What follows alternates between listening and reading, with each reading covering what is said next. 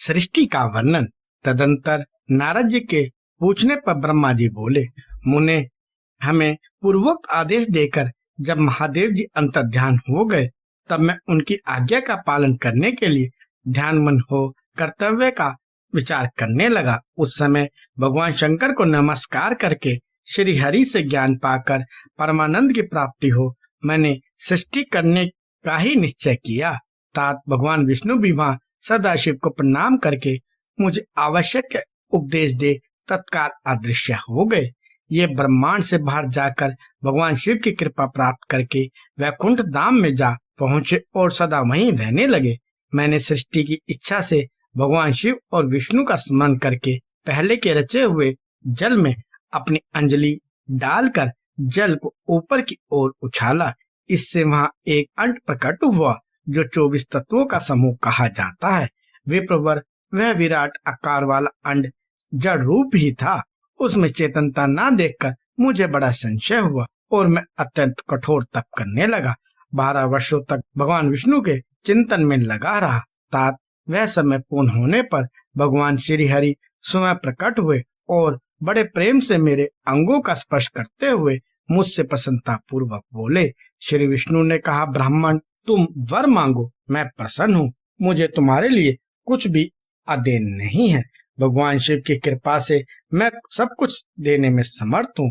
ब्रह्मा बोले, अर्थात मैंने कहा, महाभाग, आपने जो मुझ पर कृपा की है वह सर्वथा उचित है, क्योंकि भगवान शंकर ने मुझे आपके हाथों में सौंप दिया है। विष्णु, आपको नमस्कार है। आज मैं आपसे जो कुछ मांगता हूँ उसे दीजिए।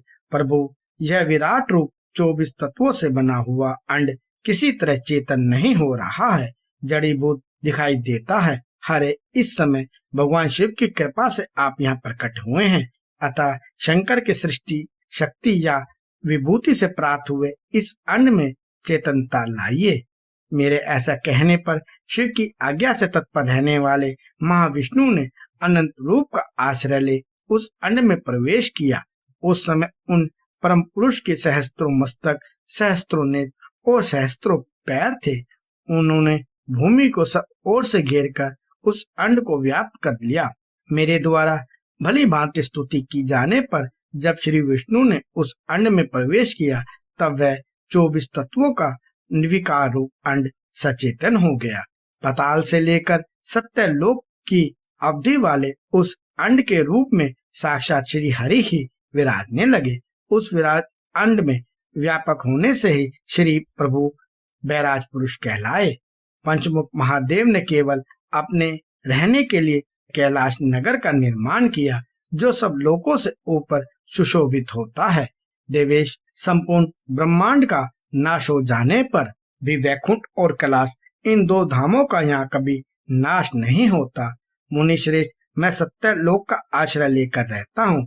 तात महादेव जी की आज्ञा से ही मुझ में सृष्टि रचने की इच्छा उत्पन्न हुई है। बेटा, जब मैं सृष्टि की इच्छा से चिंतन करने लगा, उस समय पहले मुझसे अनजान में ही पापपूर्ण तमोगुणी सृष्टि का प्रादुर्भाव हुआ, जिसे अविग्रह, पंचक अथवा पंचपर्वा अविद्या कहते हैं। तदंतर प्रसन्नचित होकर शंभु की आज्ञा से मैं पुनः अनासक्त भाव से सृष्टि का चिंतन करने लगा। उस समय मेरे द्वारा स्थावर, संज्ञक, वृक्ष आदि की सृष्टि हुई, जिसे मुख्य सर्ग कहते हैं। वह पहला सर्ग है।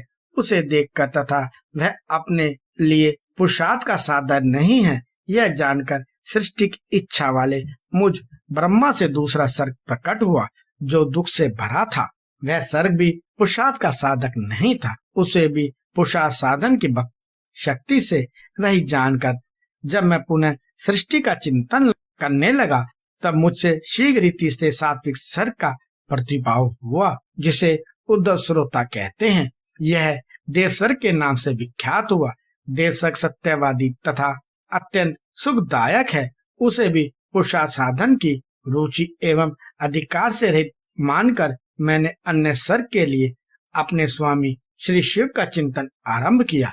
तब भगवान शंकर की आज्ञा से एक रजोगुणी सृष्टि का प्रादुर्भाव हुआ, जिसे अर्वाश्रोता कहा गया है। इस सर्ग के प्राणी मनुष्य हैं, जो पुरुषार्थ साधन के उच्च अधिकारी हैं। तदंतर महादेव जी की आज्ञा से भूत आदि की सृष्टि हुई।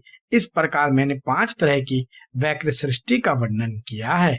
इनके सिवा 3 प्राकृत सर्ग भी कहे गए हैं, जो मुझ ब्रह्मा के सानिध्य से प्रकृति से ही प्रकट हुए हैं। इनमें पहला मैं तत्व का सर्ग है, दूसरा सूक्ष्म भूतों अर्थात तन्मात्राओं का सर्ग है और तीसरा वैकारिक सर्ग कहलाता है। इस तरह ये 3 प्राकृत सर्ग हैं। प्राकृत और वैकृत दोनों प्रकार के सर्गों को मिलाने से 8 सर्ग होते हैं। इनके सिवा 9वां कुमार सर्ग है, जो प्राकृत और वैकृत भी है। इन सब के अव्यंतर भेद का मैं वर्णन नहीं कर सकता, क्योंकि उसका उपयोग बहुत थोड़ा है। अब द्विजातक सर्ग का प्रतिपादन करता हूँ। इसी का दूसरा नाम कुमार सर्ग है, जिसमें सनक सनंदन आदि कुमारों की सृष्टि हुई है। सनक आदि मेरे 4 मानस पुत्र हैं, जो मुझ ब्रह्मा के ही समान हैं। वे महान वैराग्य से संपन्न तथा उत्तम व्रत का पालन करने वाले हुए। उनका मन सदा भगवान शिव के चिंतन में ही लगा रहता है। वे संसार से मुमुख एवं ज्ञानी हैं। उन्होंने मेरे आदेश देने पर भी सृष्टि कार्यों में मन नहीं लगाया। मुनीश्वर नारद सनकादिक कुमारों के दिए हुए नकारात्मक उत्तर को सुनकर मैंने बड़ा भयंकर क्रोध प्रकट किया। उस समय मुझ पर मोह छा गया। उस अवसर पर मैंने मन ही मन भगवान विष्णु का स्मरण किया। वे शीघ्र ही आ गए और उन्होंने मुझे समझाते हुए मुझसे कहा, तुम भगवान शिव की प्रसन्नता के लिए तपस्या करो। मुनिश्रेष्ठ श्री हरि ने जब मुझे ऐसी शिक्षा दी, तब मैं महाघोर एवं उत्कृष्ट तप करने लगा।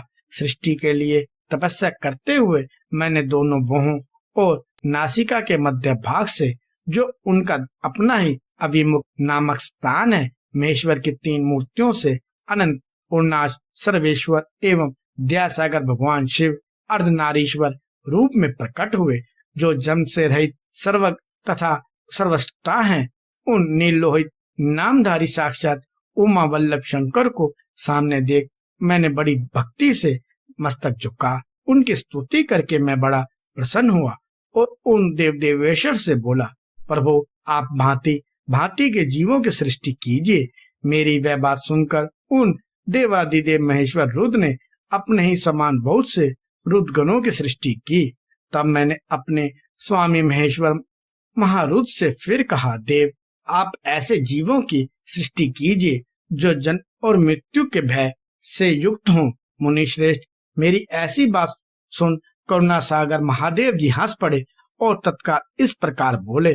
महादेव जी ने कहा, विधाता मैं जन्म और मृत्यु के भय से युक्त अशोभन जीवों की सृष्टि नहीं करूंगा, क्योंकि वे कर्मों के अधीन हो दुख के समुद्र में डूबे रहेंगे। मैं तो दुख के सागर में डूबे हुए उन जीवों का उद्धार मात्र करूंगा। गुरु का स्वरूप धारण करके उत्तम ज्ञान प्रदान कर उन सबको संसार सुख से पार करूंगा। प्रजापति दुख में डूबे हुए सारे जीव की सृष्टि तो तुम ही करो। मेरी आज्ञा से इस कार्य में प्रवृत्त होने के कारण तुम्हें माया नहीं बांध सकेगी। मुझसे ऐसा कहकर श्रीमान भगवान नीललोहित महादेव जी मेरे देखते देखते अपने पार्षदों के साथ वहां से तत्काल तिरोहित हो गए।